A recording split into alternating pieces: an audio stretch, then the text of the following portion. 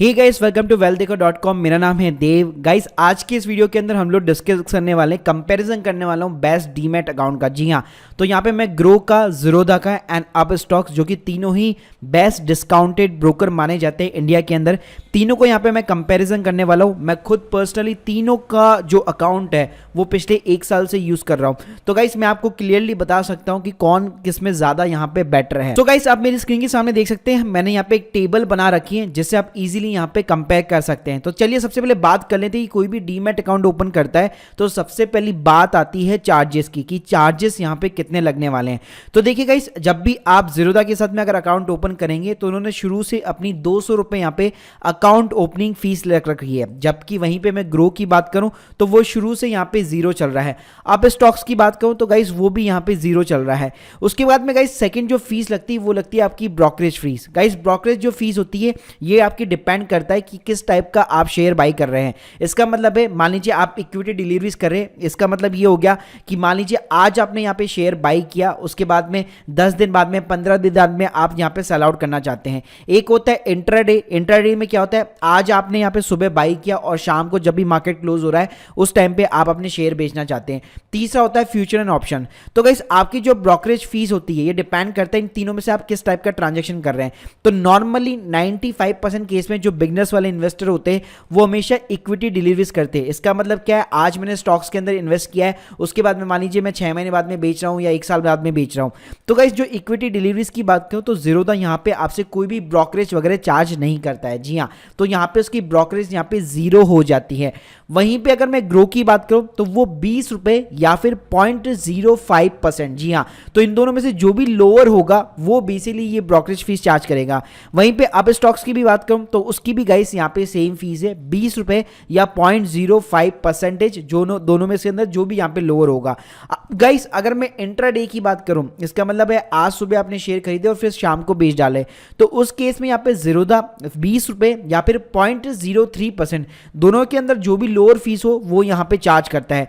Grow की बात करूं तो जो ऊपर वाली उनकी इक्विटी डिलीवरीज फीस थी वही फीस यहाँ पे चार्ज करेगा। अब स्टॉक्स की बात करूं तो गाइस उसकी भी सेम कहानी है।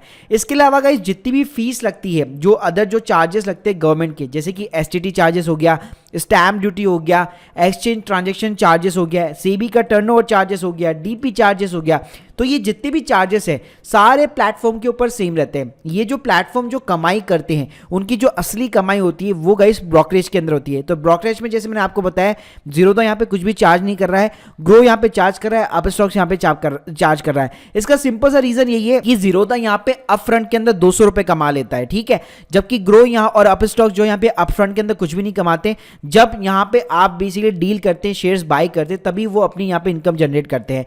तो गाइस सिंपल सी बात है, अगर कोई हैवी ट्रेडर है तो डेफिनेटली उसके लिए यहाँ पे ज़ीरोधा जो है अच्छा खासा साबित हो सकता है, क्योंकि यहाँ पे उसके जो इक्विटी डिलीवरीज जो ब्रोकरेज चार्जेस होते हैं वो यहाँ पे 0 हो जाते हैं।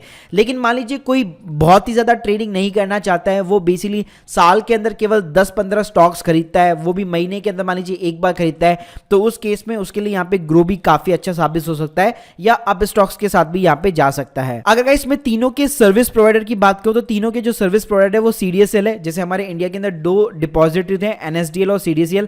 तो गाइस तीनों की यहाँ पे ज़ीरोधा, ग्रो और अपस्टॉक्स तीनों की यहाँ पे जो सर्विस प्रोवाइडर है वो यहाँ पे CDSL है। इसके बाद में गाइस अगर मैं म्यूचुअल फंड्स की बात करूं, मान लीजिए आप स्टॉक्स के साथ में म्यूचुअल फंड के अंदर भी इन्वेस्ट करना चाहते हैं, तो गाइस जो डायरेक्ट म्यूचुअल फंड्स होते हैं जिसके अंदर कोई भी कमीशन नहीं लगता है, वो यहाँ पे ज़ीरोधा के ऊपर भी अवेलेबल है, ग्रो के ऊपर भी अवेलेबल है और अपस्टॉक्स के ऊपर भी यहाँ पे अवेलेबल है। अब गाइस बात करते हैं कि इसके अलावा आपके क्या क्या यहाँ पे चार्जेस लगते हैं। तो देखिए, आपको ऑब्वियसली बात है, आप जब भी स्टॉक्स बाई करना चाहते हैं तो आपको अपने जो वॉलेट होता है यहाँ पे हर प्लेटफॉर्म के ऊपर, उसके अंदर फंड ऐड करना पड़ता है। तो गाइस फंड ऐड करने के यहाँ पे मेजरली ना 3 तरीके होते हैं। एक होता है आपका UPI। तो अगर आप UPI के थ्रू ट्रांसफर करना चाहते हैं, जैसे 5,000, 10,000, 50,000 समथिंग, तो गाइस चाहे ज़ीरोधा पे करिए, ग्रो पे करिए या आप स्टॉक्स पे करिए, आपके चार्जेस यहाँ पे नील हो जाते हैं। अगर NEFT, IMPS और RTGS के थ्रू भी करना चाहते हैं तो यहाँ पे भी आपके आपके चार्जेस यहाँ पे नील हो जाते हैं। बाकी मान लीजिए अगर आपका बैंक एनएफटी के चार्जेस लेता है जो 5 रुपए के समथिंग या 2 रुपए के समथिंग रहता है, तो अगर वो चार्ज करता है जो कि नॉर्मली आजकल बैंक्स नहीं करते हैं, तो गाइस वो केवल आपका बैंक चार्ज लेगा, यहाँ पे ज़ीरोधा, ग्रो, अपस्टॉक्स यहाँ पे चार्जेस नहीं लेंगे। इसके अलावा गाइस मान लीजिए अगर आप नेट बैंकिंग के थ्रू ट्रांसफर करना चाहते हैं, नेट बैंकिंग का मतलब ये हो गया कि इंस्टेंटली ट्रांसफर करना, कि अभी मैंने सीधे 50,000 रुपए लिखे और नेट बैंकिंग के थ्रू मैं इंस्टेंटली यहाँ पे अपने जो वॉलेट है उसके अंदर ट्रांसफर करना चाहता हूँ, तो गाइस अगर मैं ज़ीरोधा की बात करूँ तो यहाँ पे लेता है वो 9 रुपए प्लस जीएसटी। ग्रो की बात करूँ तो उसका यहाँ पे कोई भी चार्जेस नहीं है, उसने अभी तक यहाँ पे 0 कर रखे। आप स्टॉक्स की बात करो तो वो लेता है गाइस 7 रुपए। जी हाँ, तो अगर आप नेट बैंकिंग के थ्रू हैवीली अमाउंट फटाफट यहाँ पे ट्रांसफर करना चाहते हैं तो केवल ग्रो यहाँ पे कोई भी चार्ज नहीं लेता, बाकी ज़ीरोधा और आप स्टॉक्स यहाँ पे दोनों चार्ज करते हैं। उसके बाद में गाइस अगर मैं विड्रॉल की बात करूँ, फंड्स को विड्रॉल करने का, तो गाइस यहाँ पे ना तो ज़ीरोधा चार्ज लेता है, ना ग्रो चार्ज लेता है, ना आप स्टॉक्स चार्ज लेता है।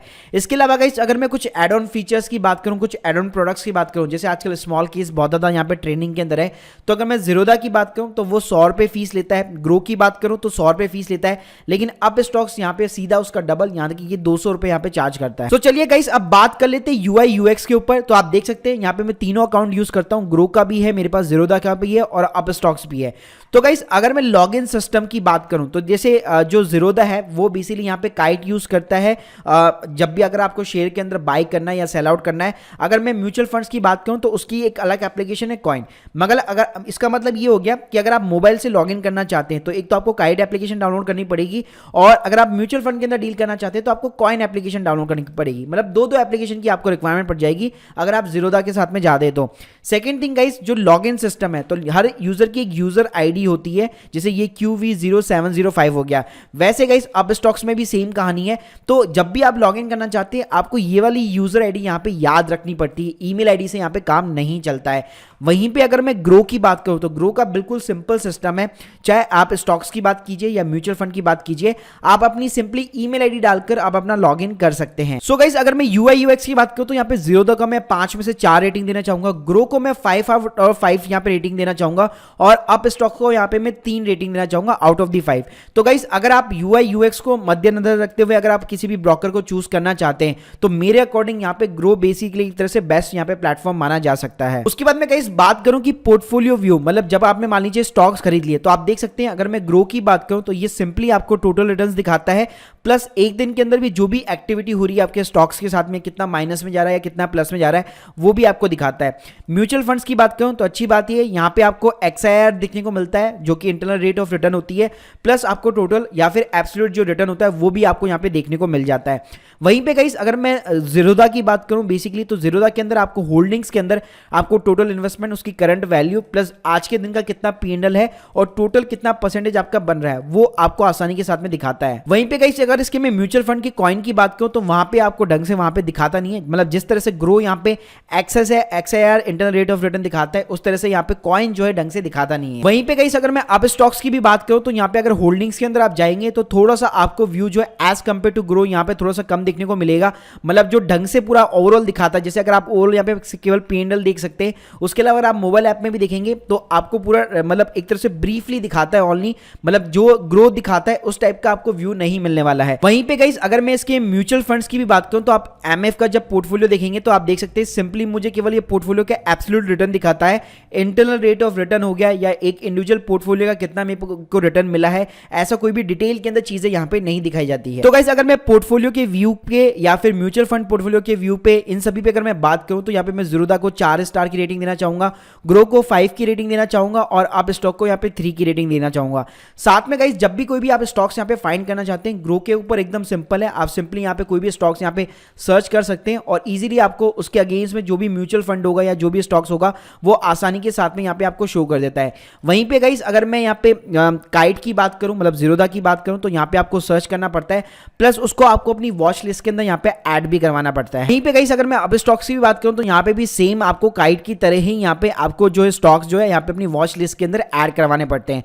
तो गाइस इन सभी का अगर मैं कंपेयर करूं तो मुझे लगता है कि ग्रो यहाँ पे थोड़ा सा ज्यादा आपको ढंग से व्यू देता है कोई भी स्टॉक्स को देखने के लिए, कोई भी स्टॉक्स को सर्च करने के लिए, प्लस अपनी लिस्ट में ऐड करने के लिए। तो यहाँ पे भी अगेन गाइस अगर मैं फाइंडिंग स्टॉक्स की बात करूं तो ज़ीरोधा को यहाँ पे मैं 4 रेटिंग देना चाहूंगा, ग्रो को यहाँ पे मैं 5 रेटिंग देना चाहूंगा और अप स्टॉक को यहाँ पे मैं 3 रेटिंग देना चाहूंगा।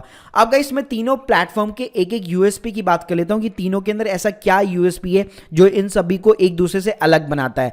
तो देखिए अगर मैं ज़ीरोधा की बात करूं तो यहां पे आपको जीटीटी ऑर्डर्स मिल जाता है। जीटीटी का मतलब ये होता है, आपको लगता है रिलायंस का शेयर कभी ना कभी 1900 रुपए का हो गया, तो अगर आज आपने एक साल के लिए ऑर्डर लगा दिया जीटीटी ऑर्डर, तो एक साल के अंदर जब भी रिलायंस का जो शेयर का प्राइस है 1900 रुपए जाएगा, तो जो आपका ज़ीरोधा प्लेटफॉर्म है वो अपने आप स्टॉक्स को यहाँ पे बाय कर लेगा, तो जिसको जीटीटी ऑर्डर कहा जाता है। तो गाइस ये फीचर आपको ज़ीरोधा के अंदर मिल जाएगा। इसके साथ में अगर आप एसआईपी भी करना चाहते हैं, किसी भी स्टॉक्स के अंदर एसआईपी करना चाहते हैं, तो गाइस ज़ीरोधा आपको ये फैसिलिटी यहाँ पे प्रोवाइड करता है। वहीं पे गाइस अगर मैं ग्रो की बात करूं तो ग्रो के अंदर आपको जीटीटी ऑर्डर्स वगैरह ऐसी चीजें नहीं मिलने वाली है, लेकिन आपको यहाँ पे UI UX as compare to kite और एज कंपेयर टू यहाँ पे अप स्टॉक काफी ज्यादा बेटर मिलेगा। वहीं पे गाइस अगर मैं अप स्टॉक्स की बात करूं तो ये बेसिकली आपको मैनेज प्राइस अलर्ट का यहाँ पे एक्टिव अलर्ट्स का ऑप्शन देता है, जिसके अकॉर्डिंग जैसे जो भी अगर आपने प्राइस सेट की होगी ये ऑटोमेटिकली आपको अलर्ट्स भेजता रहता है, ताकि आप जो है जब भी उस शेयर की प्राइस उतनी जाए आप उस टाइम पे शेयर जो है बाई कर सके। तो गाइस इस तरह से अगर मैं ओवरऑल रैंकिंग की बात करूं तो देखिए अगर आपको चार्जेस की कोई दिक्कत नहीं है, मतलब आप ज्यादा बेसिकली हैवी इन्वेस्टर नहीं है,